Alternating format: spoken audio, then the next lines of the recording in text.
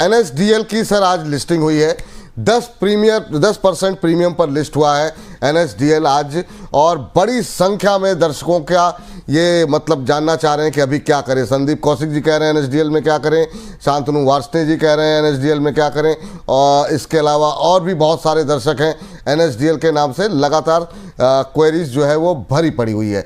तो अरुण सर आपसे और फिर पंकज जी आपसे, आप दोनों से जानना चाहेंगे। पहले अरुण सर आपसे, इस प्रीमियम की लिस्टिंग के बाद क्या लिस्टिंग मुनाफा लेकर के किनारे बैठे या फिर एनएसडीएल में आपको दम दिखाई दे रहा है? विपुल जी, बड़ा टेढ़ा सवाल पूछा है आपने, और मैं जानता हूं कि ये सवाल के पीछे आपके दर्शक हैं जो जानना चाहते हैं क्या करना चाहिए। मैंने कहा ये मैं कहूंगा एक एवरेज लिस्टिंग है, और इसको ध्यान में रखना चाहिए।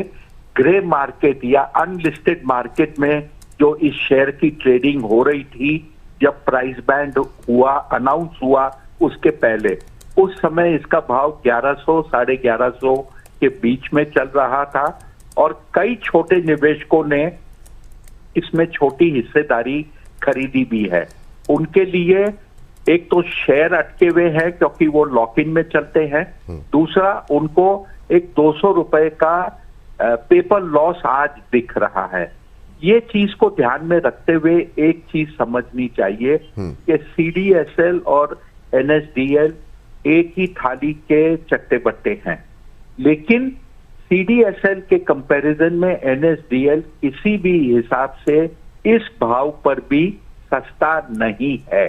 तो आपको ये ध्यान में रखना चाहिए कि ये दोनों issue more than fully price है, और आपको यहां से आज जो लिस्टिंग 100 रुपए ऊपर हुई है, जो 12 साढ़े 12% है, यहां से बहुत ज्यादा अपसाइड नहीं सोचना चाहिए।